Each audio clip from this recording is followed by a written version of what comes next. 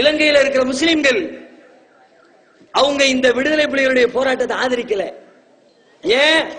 ஆயுதம் தாங்கி அநியாயமா சர்வாதிகாரமா பல பேரை கொல்றாங்க, இவருடைய கோரிக்கைகள் நியாயம் இல்லை என்று தெரிஞ்சு அங்க இருக்கிற முஸ்லிம்கள் அதற்கு ஆதரவு தெரிவிக்கல.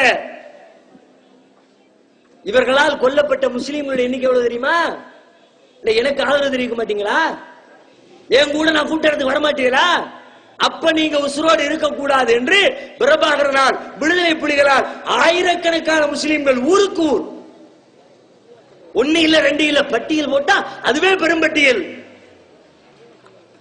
ஒவ்வொரு வருஷமும் இலங்கையில ஏராவூர்னு ஒரு ஊர் இருக்கிறது.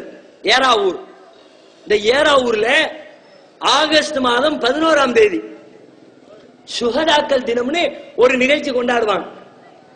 சுஹதாக்கள்னா உயிர் தியாகிகள், உயிர் தியாகிகளுடைய நினைவு தினம். என்ன உயிர் தியாகிகள்?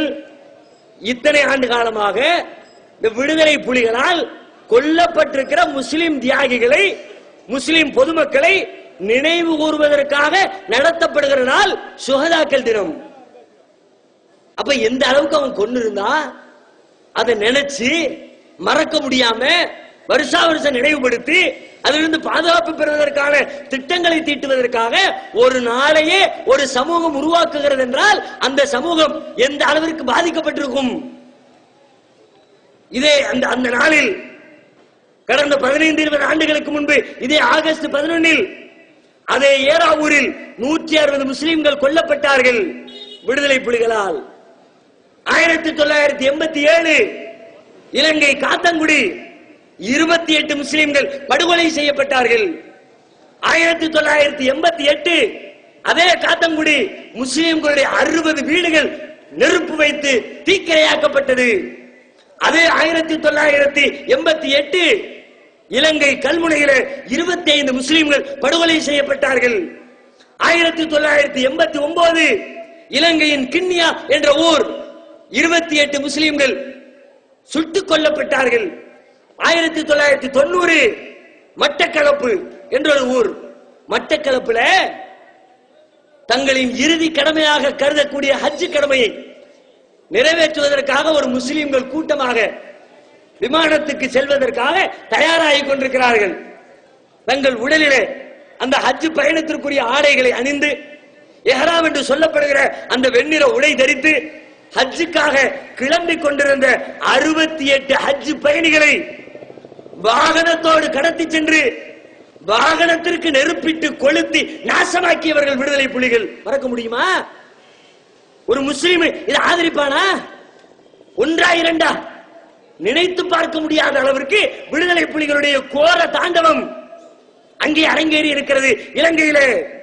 1990 காத்தங்குடி பள்ளிவாசல், மீரா ஜும்மா பள்ளிவாசல், இரவு நேரம் மாலை 8 மணி 104 முஸ்லிம்கள் இறைவனை வழிபடுவதற்காக பள்ளிவாசலில் ஒன்று கூடி தொழுது கொண்டிருக்கிறார்கள்.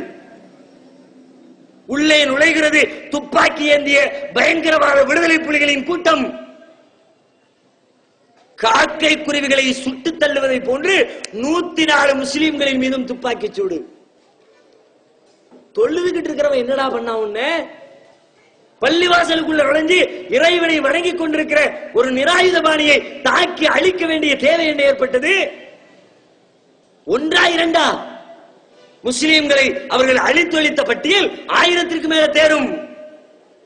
அம்பாறையில் 18 முஸ்லிம் விவசாயிகள் ஒரே நேரத்திலே கொல்லப்பட்டார்கள்.